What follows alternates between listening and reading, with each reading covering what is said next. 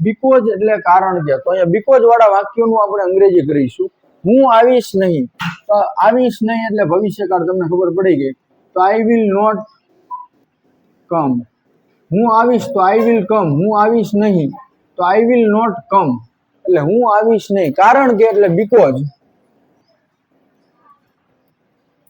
Because કારણ કે મારી પાસે બાઇક નથી. મારી પાસે બાઇક છે તો I have a bike.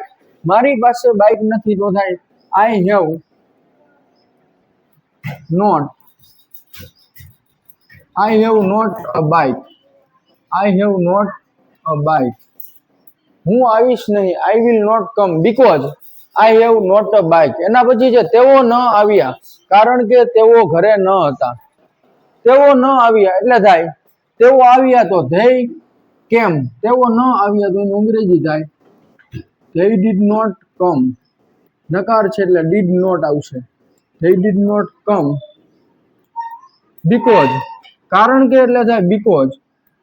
they did not come because તેઓ ઘરે ન હતા. તેઓ ઘરે હતા તો થાય they were at home. તેઓ ઘરે ન હતા એનું અંગ્રેજી થાય they were not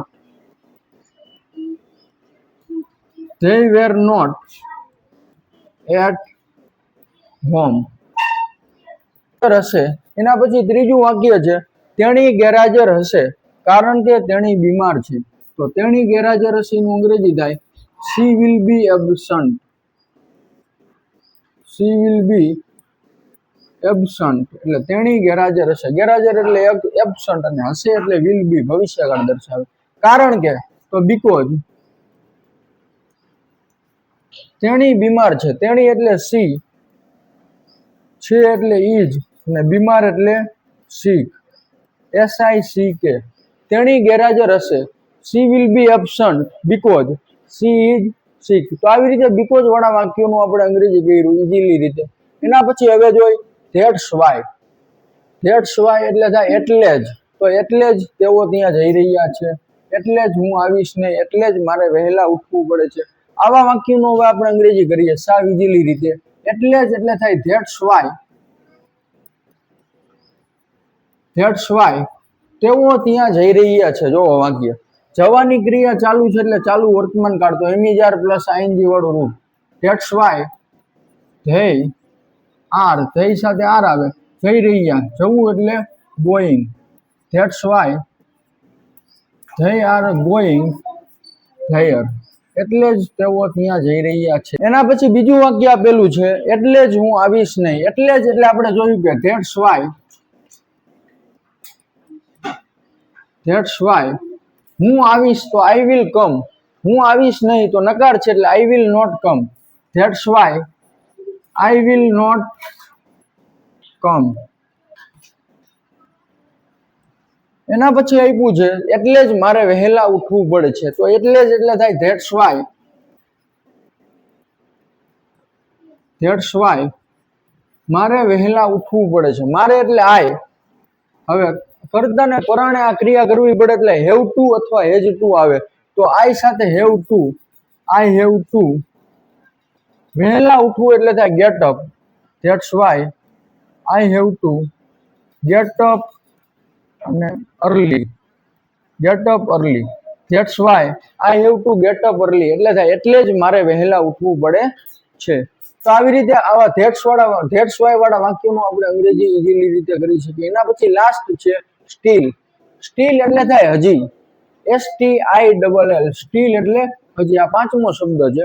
તો તેઓ હજી રમી રહ્યા છે. તો અહીંયા જુઓ તેઓ રમી રહ્યા છે. પહેલા આપણે એનું અંગ્રેજી કરીએ તો they are playing એટલે થાય તેઓ રમી રહ્યા છે. એટલે થાય they are playing. તેઓ હજી રમી રહ્યા છે તો સહાયક ક્રિયા પછી સ્ટીલ મૂકી દેવાનું. એટલે આ વાક્યનું અંગ્રેજી થઈ ગયું ઈઝીલી રીતે. they are still playing. તેઓ હજી રમી રહ્યા છે.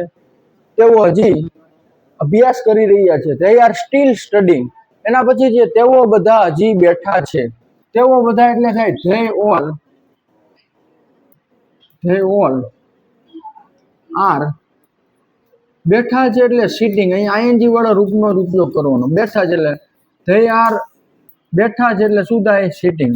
તો they all are still sitting, are પછી એમિજાર પછી સ્ટીલ મૂકી દેવાનું. તેઓ બધા હજી બેઠા છે. They all are still sitting.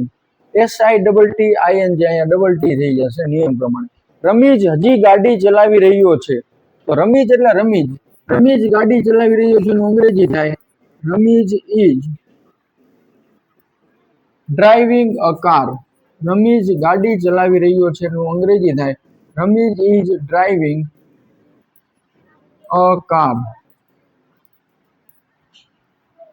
તો અહીંયા ઇઝ પછી સ્ટીલ મૂકી દો એટલે રમીજ હજી ગાડી ચલાવી રહ્યો છે એનું અંગ્રેજી થાય Ramiz is still driving a car. તો મિત્રો આવી રીતે તમે ઇઝીલી રીતે આવા શબ્દોનું અંગ્રેજી છે તે તમે કરી શકો છો અને આવી રીતે અંગ્રેજી છે તમે શીખવાની શરૂઆત કરી શકો છો. આવી રીતે ધીરે ધીરે તમે પ્રેક્ટિસ કરશો તો તમને અંગ્રેજી ઇઝીલી રીતે આવડી જશે.